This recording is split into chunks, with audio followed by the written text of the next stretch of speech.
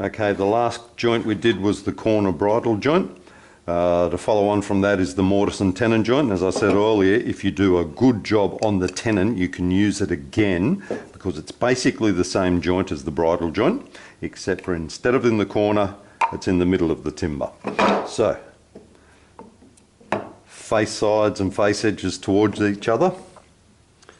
Position the timber where you're going to cut it out. Pencil mark, whoops, just broke that. Square the lines across one face only, you don't need it across the back. So across the face, down the edges,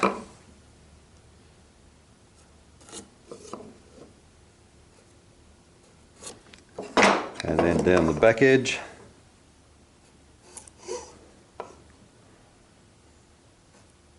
Now, if you've still got your mortise gauge set up from when you marked out the previous joint, that's going to make your life a lot easier, because all we need to do is mark between those two shoulder lines and we'll cut out the middle. I happen to have mine set up. If not, it doesn't take that long to reset it. So, from the shoulder line, oh dear, I did a terrible job there. It followed the grain. I better fix that up. And back from this direction.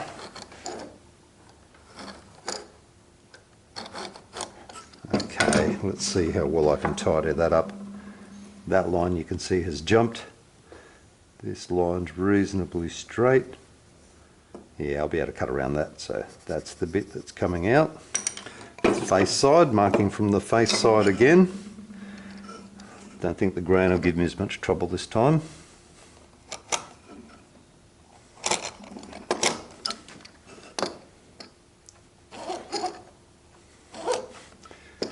And there, and there, and that's what's going to come out of the middle. Just as in the last procedure, goes in the mortise board, clamp up against it with the tail of the clamp pointing in towards the bench so you don't whack yourself in the belly. If I was making a furniture component, I would put a piece of timber under there to save damaging the piece of timber with the clamp, but I'm not making a furniture component, it's only a demonstration joint. Might be a bit small. Just about right. Double check. So I really do need to keep inside the lines. So I go with this guy, start about 2 or 3 millimeters back from the edge, just as I showed you in the last video, down and in.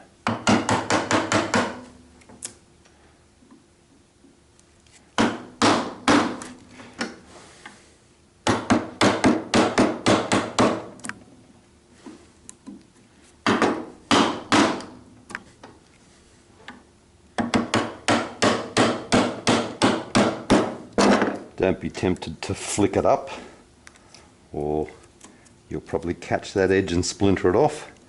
And don't be tempted to roll it back, or you'll compact that edge and ruin it. Always with the beveled edge towards the center of the cutout.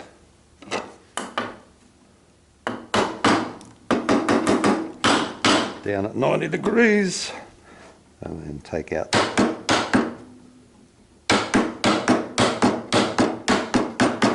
the center material. Keep doing that until you get down to halfway.